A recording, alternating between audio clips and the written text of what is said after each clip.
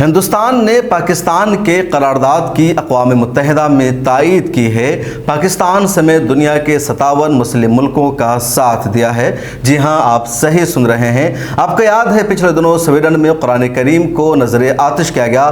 اس واقعے کی وجہ سے دنیا بھر کے مسلمانوں میں غم و غصہ تھا، بے چینی تھی۔ چنانچہ پاکستان نے OIC کے 57 مسلم ممالک کی جانب سے اقوام متحدہ کے ہیومن رائٹس کونسل میں ایک قرارداد پیش کیا، اور اس قرارداد میں مطالبہ کیا گیا کہ اظہار رائے کی آزادی کے نام پر جس طرح بار بار قرآن کریم کو جلایا جاتا ہے، حضور پاک صلی اللہ علیہ وسلم کی شان میں گستاخی کی جاتی ہے، یا مسلمانوں کے دوسرے عقائد کا مذاق اڑایا جاتا ہے، اس کی وجہ سے دنیا بھر کے مسلمانوں میں بے چینی پائی جاتی ہے، اور اس طرح کا واقعہ نہیں ہونا چاہیے۔ ایسے ملکوں کے خلاف اقوام متحدہ کو سخت قدم اٹھانا چاہیے، اس کی تنقید کرنی چاہیے، اور اقوام متحدہ سختی سے ایسے ملکوں سے نمٹنے کا کام لے، ان کے خلاف ایکشن لے جو ہیٹ کرائم کو انجام دیتے ہیں، مسلمانوں کے عقائد کا مذاق اڑاتے ہیں اور مذہبی کتابوں کو نظر آتش کرتے ہیں۔ یہ قرارداد پاکستان نے پیش کیا تھا 57 اسلامی ممالک کے بہاف پر۔ اقوام متحدہ کی ہیومن رائٹس کونسل میں کل اس قرارداد کو پیش کیا گیا۔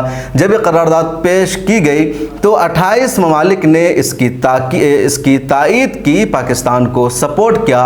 12 ممالک نے اس قرارداد کی مخالفت کی کہ اظہار رائے کی آزادی کا معاملہ ہے اور اس کو کسی بھی مذہب کی توہین سے جوڑ کر نہیں دیکھا جا سکتا ہے۔ 7 ملکوں نے غیر حاضری کا ثبوت پیش کیا، انہوں نے نہ تو ووٹ کیا کیونکہ وہ حاضر ہی نہیں تھے۔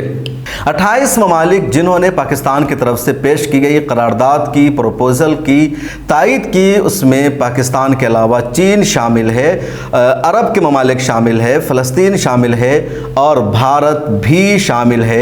بھارت نے بھی پاکستان اور فلسطین کی طرف سے مشترکہ طور پر لائی گئی اس قرارداد کی تاکید کی، تائید کی اور بھرپور ساتھ دیا۔ دوسری طرف امریکہ اور یورپ کے کئی ملکوں نے اس قرارداد کی مخالفت کی۔ نیپال ان ملکوں میں شامل ہے جس نے ووٹنگ میں حصہ نہیں لیا۔